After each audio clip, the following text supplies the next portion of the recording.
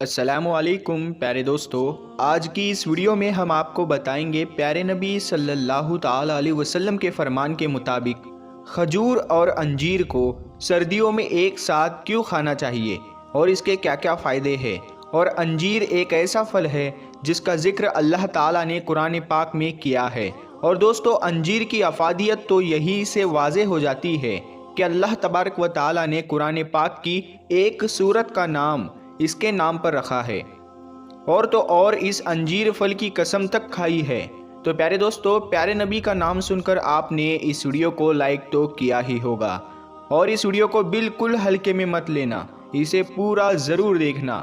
آئیے شروع کرتے ہیں۔ پیارے دوستو، یاد رہے کہ طب نبوی صلی اللہ تعالی علیہ وسلم کی بنیاد وحی پر ہے، اور جس چیز کا ذکر وحی کے ذریعے ہوا ہو اس کا کیا فائدہ ہوگا یہ ایک مسلمان اچھی طرح سے جانتا ہے، بلکہ یہ تو مسلمان کے عقیدے کا حصہ ہے کہ نبی کریم صلی اللہ تعالی علیہ وسلم کی زبان مبارک سے نکلی ہوئی ہر بات پکی اور سچی ہے، اس میں شک کی کوئی گنجائش نہیں ہے۔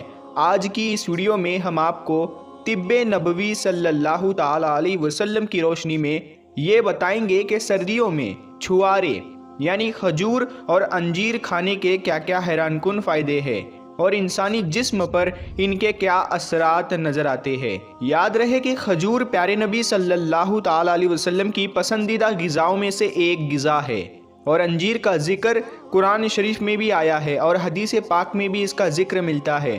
کھجور کی خصوصیات پر ہمیں بہت سی روایات ملتی ہے جس سے کھجور کی اہمیت کا اندازہ لگانا آسان ہے۔ اب سوال یہ ہے کہ انجیر اور کھجور کو ایک ساتھ کھانا چاہیے یا نہیں، تو اس کے بارے میں ہم آپ کو طب نبوی صلی اللہ تعالی علیہ وسلم کی روشنی میں مکمل تفصیل سے بتائیں گے کہ یہ دو چیزیں کیسے شفا کا کام کرتی ہے۔ آئیے دیکھتے ہیں۔ یاد رہے کہ بہت ساری احادیث مبارکہ میں سحری اور افطاری میں کھجور کے استعمال کی ترغیب دی گئی ہے۔ کھجور کو کھانا اور اس کو بھگو کر اس کا پانی پینا، اس کو خشک کر کے چھوارے کی صورت میں کھانا، اس سے مختلف بیماریوں کا علاج کرنا نبی کریم صلی اللہ تعالی علیہ وسلم کی سنتوں میں شامل ہے۔ اس میں لا تعداد برکتیں اور بے شمار بیماریوں کا علاج پوشیدہ ہے۔ صحیح بخاری میں ایک حدیث مبارکہ میں نبی کریم صلی اللہ تعالی علیہ وسلم نے فرمایا کہ جس نے صبح کے وقت مدینے کی 7 خشک کھجوریں یعنی چھوارے کھائے تو اس دن نہ اس پر زہر اثر کرے گا اور نہ ہی اس پر جادو اثر کرے گا، اور جس نے کھجور کو شام کو کھائے صبح تک اس پر کوئی زہر اور جادو اثر نہ کرے گا۔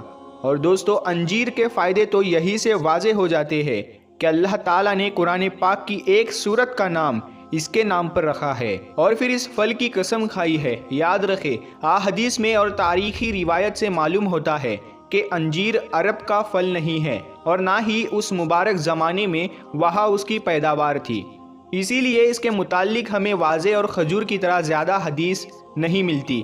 البتہ حضرت ابو درداء رضی اللہ تعالی عنہ سے ایک روایت ملتی ہے کہ نبی کریم صلی اللہ تعالی علیہ وسلم کی بارگاہ میں کہیں سے انجیر سے بھرا ہوا تھالا آیا۔ آپ صلی اللہ تعالی علیہ وسلم نے ہمیں فرمایا کہ کھاؤ۔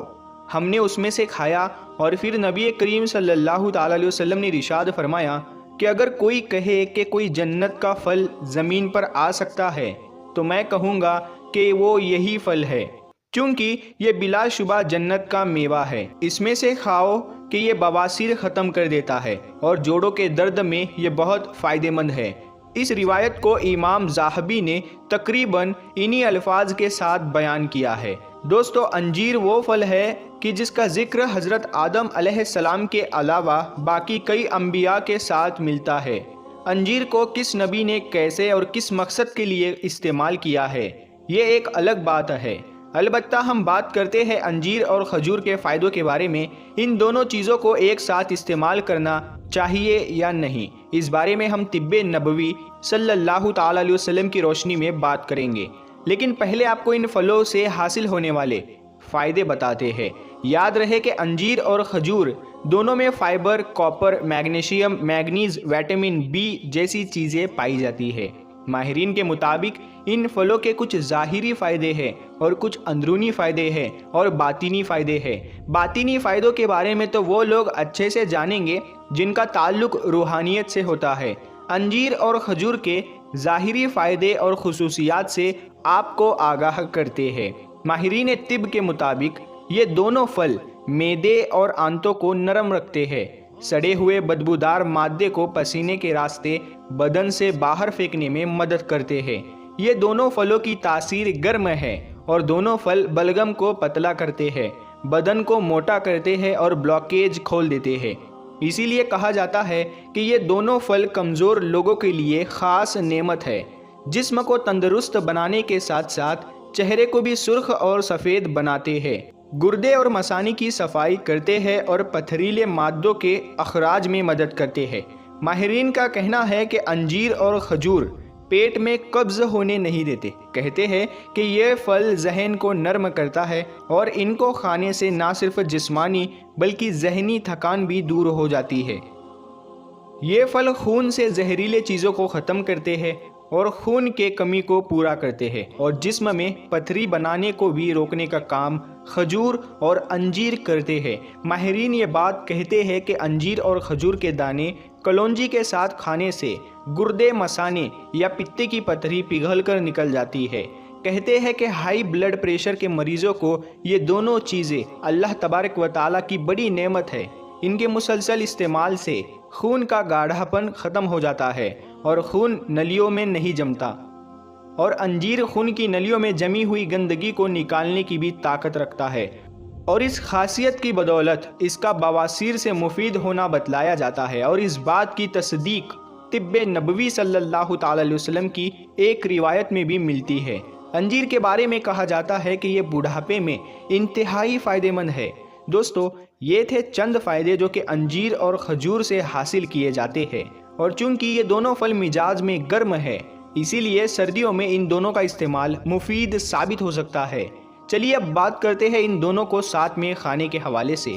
تو یاد رہے کہ ڈاکٹر شمسی جو طب نبوی صلی اللہ تعالی علیہ وسلم کے حوالے سے ماہر مانے جاتے ہیں، انہوں نے اپنی کتاب میں لکھا ہے کہ ابن قیم رحمۃ اللہ تعالی علیہ نے رسول اللہ صلی اللہ تعالی علیہ وسلم سے ایک روایت منسوب کی ہے کہ جس کے مطابق انجیر اور کھجور کو جمع کرنے کی خاصیت ہے، اسی لیے ان کو ملانا نہیں چاہیے۔ بہتر یہ ہے کہ ایک چیز صبح استعمال کی جائے اور ایک چیز رات میں استعمال کی جائے، اس سے زیادہ فائدے حاصل ہو سکتے ہیں۔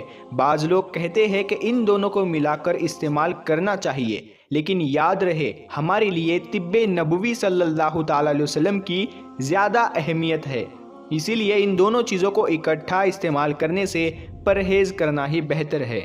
ابن قیم فرماتے ہیں کہ انجیر کو نہار منہ استعمال کیا جائے تو اس سے پرانی قبض دور ہو جاتی ہے، اور اس کا طریقہ یہ ہے کہ رات کو انجیر کو پانی میں بھگو دیا جائے اور نہار منہ پانی پینے کے ساتھ انجیر کو بھی چبا کر کھا لیا جائے، اور یہی طریقہ بواسیر کے لیے بھی بتایا جاتا ہے۔